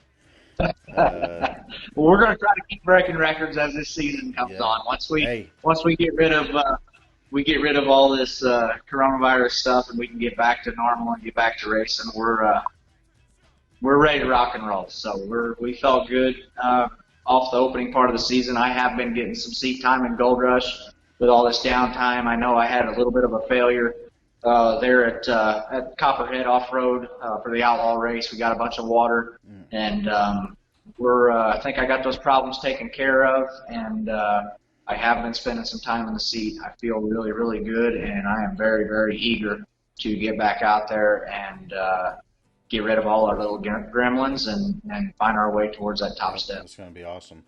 Jerry Arnold says, how much horsepower does he have in this buggy? You want to? Yeah, so we're probably right now the way we're sitting. We're making 24 pounds of boost. We're probably making right in that 1540 to 1560 range. We could be a little bit more than that at the flywheel, but that's about where we're at. We're somewhere between 15 and 1600 horsepower. And you've talked in the past before about the tune is a mild tune, right? So that motor is capable of more, but because it's not a drag car, you got to make that motor last. So you've kind of dialed it back a little bit, so it's not so rough on internals. Yeah. Just like I said earlier in the show, we the way we bang on these things on and off and on and off and on and off, it's just not safe to have them turned up. We could turn the wick up on this thing and really cut it loose and it'd just be absolutely crazy. But it's we run an F2 Charger. It'll make more power, but there's not a lot left in that F2 with the cam that we've got in this motor. And we're at about 70% of our fuel usage. We've got a little bit of timing left. I'm pretty certain we could make in that 17 to 1800 horsepower just like we sit right now, just playing with fuel and timing. But it's not worth it. We're safe where we're at. The buggy runs really cool. We just, we're actually, we're rev limited at about 7,000 RPMs, and I know we can turn about 7,600. Yeah. So we're trying to be as safe as possible and trying to get this thing to live. And,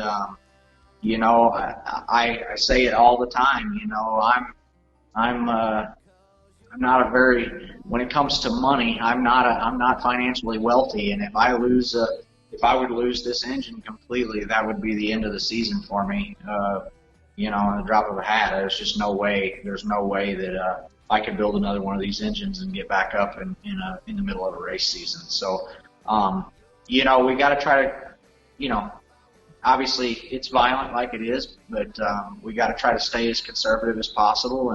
And you'll see that in my driving style as well. We're going to try to push it a little bit, but at the same time, I think staying conservative and keeping this thing right side up and keeping the oil where it belongs in the oil pan, and it all contributes to the life of the buggy as a whole, and that's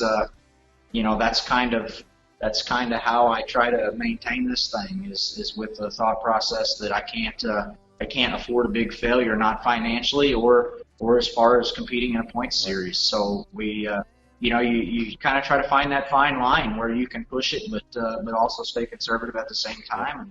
And, you have it when you need it. It's there if you need it. Yeah, that's right. Absolutely. Yep. Drive smart. Yep. Finish races. Finish a hill. You got to finish a hill. If you're not finishing hills, you're not being. You can't be competitive. That's for sure. Yeah. Right. Right. Bebo says, "I'd like Shane if he didn't have Gold Rush. Things would be a lot quieter." Yeah. Yeah, right. I'll just have to let you drive Gold Rush one time. Maybe that'll change your mind. Yeah. Bebo said last night that when we're at a race, if I hand him the controller to one of my RC bouncers, that he'd hand over the keys to the bouncer life bouncer. Heck yeah. So he says it ain't no 1,000 horsepower buggy, but it's still fun. I believe that. I'll Oh guarantee you. yeah, Yeah. yeah. I promise you'd have Oh, I'll fun be in in a it. bouncer. You better believe it. You say you got racing in your blood. I know. Yeah, absolutely. I grew up around racing and the automotive industry, and I have gasoline in my veins, man, for sure. So this stuff Absolutely. is, I got out of the army, and I had to fill that void with something, and I don't think I could. Yep. I couldn't have chosen a better sport, family, whatever you want to call it, hobby, than rock bouncing, man, for sure. Absolutely. Heck yeah. Well, Absolutely. I'm glad you became a part of it. I'm glad I became a part of it, and man, I hope there's many, many more like us that jump on board and help us make this thing No grow. kidding. Yep. I appreciate what you do too, Nick. You to bring out this RC thing and to help us grow with our families. To be able to have something that our kids can get involved in. And like you said, it's not expensive to build a RC bouncer that can be really competitive. And to build that thing for Hallie and have something that she can be a part of it. It's she doesn't care if she ever wins a race ever. It's just to be able to be there and be a part of it. And Heck yeah, so man. I thank you for bringing that into our sport and kind of taking the reins and helping build that the way that you have. It's without guys coming in at every angle to really help and spend their own time and money and travel and do what you've done, there's no way we can grow. So I think a lot of people forget that and take for granted that there's a lot of sacrifice that's made to put these events on, and it's not just the racers, it's the guys that are helping set everything up and promote it, and it's just a big feat for everyone to come together on a weekend and make something as great as what we've made. And if it wasn't for that sacrifice, we definitely would not grow and have the potential to really become something big. Well So said, man. Well said. Well, that's it, man. I it's thank fun. you so much, dude. Yeah, if we can't hang out at the races, we're gonna hang out somewhere. Oh But yeah, absolutely. so Daniel will be Yep. on Thursday. I'd love it if y'all joined in and help share and get him some 50 or 75 viewers. Let's get him. Let's get those numbers up. But I appreciate it, Yeah, Shane. I really do, man. And absolutely. we'll talk to you very, very soon. Sounds good, Nick. Thank you, guys. See, Love you all. See you thanks, soon. man. Well, that's it, everybody. 2 hours and 3 minutes. Oh my goodness. But we had some big numbers today, man. I am blown away at how this show has kind of took off. Hey, tell me, what do y'all want to see? I haven't said that a couple of times for the last couple of episodes, I don't think, but I've got. You heard me mention Daniel Heckley is going to be on. Daniel Heckley from the Races of Smoked Out Buggy. We're going to have him on Thursday. So, but I'll probably still stream tomorrow, Wednesday, and maybe we'll see what we can come up with. Watch a couple of races. But what do y'all want to see, man? Now you've kind of seen where this show is going. We got 1-to-1 bouncer drivers. We got RC drivers. We got, let's give me some suggestions, man. I'll definitely. I have no problem knocking on anybody's door. I have no problem messaging anybody. Y'all want to see somebody on the show? Tell me. Put it down in the comments or message me. You know, I love doing this. This is a this is been a crazy year so far, and there's got to be some positivity that comes out of it, man. And it's all right here. It really is. So, Bebo, thank you, sir. Same for you, Mr. Tabor. It is my pleasure. Jesse Williams, I've got this video thing locked down. Jesse Williams has the podcast thing locked down. Get over and see Racing on the Rocks, man. If you've got, they're also on YouTube, but get over and check out Jesse Williams. Again, interviewing some of the biggest names in rock racing, whether it be side-by-sides, U4, Ultra 4, rock bouncers, chassis fabrication, RC guys. Sam Dubay was interviewed there.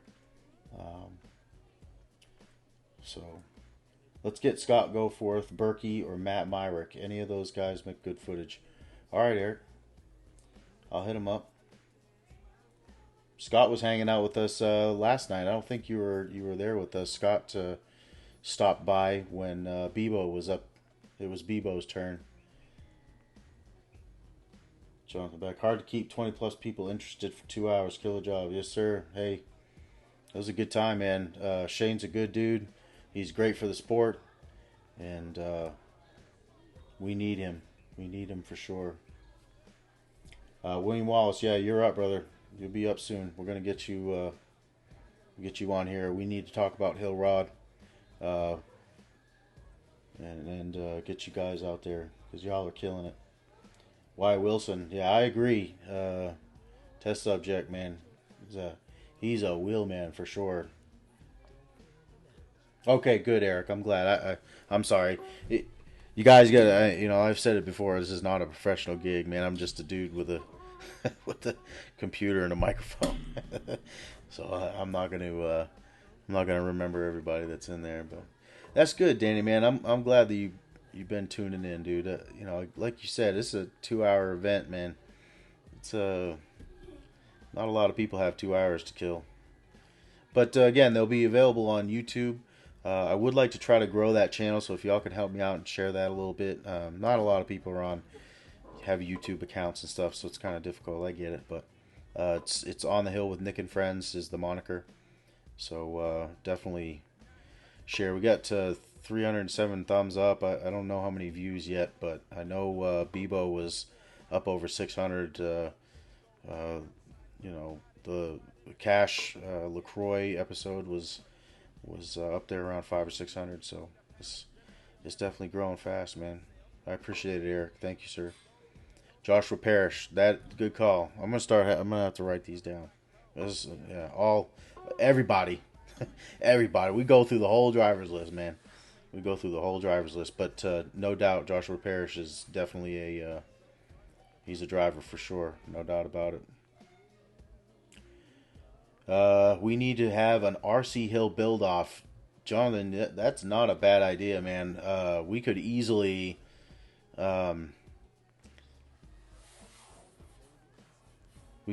do something like that.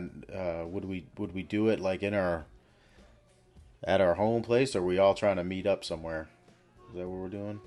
Robert Tabor, Timmy Cameron is on my list. You better believe it. And agreed, Steven Rogers as well. Yeah, for sure. Yep. I'm just gonna go through the drivers list, man. Just go down, just each one, and whoever's available, we'll get them on there for sure. But there is no doubt about it that we could do this show and interview all the drivers, and by the time we get all the drivers done, there's going to be more drivers, or some of the drivers that we just interviewed are going to have new buggies and stuff like that, and then we can interview the side-by-side drivers, and we can interview the RC drivers, and man, there's no limit to this show, that's for sure. It's good to wrench to, yeah. Hey, that's what it's all about, man. I kind of explained that to Shane. I named this On the Hill because when we're at the races, we all gather at the hill, you know, and this is so kind of a little, you know, something a little different, trying to do something different, you know.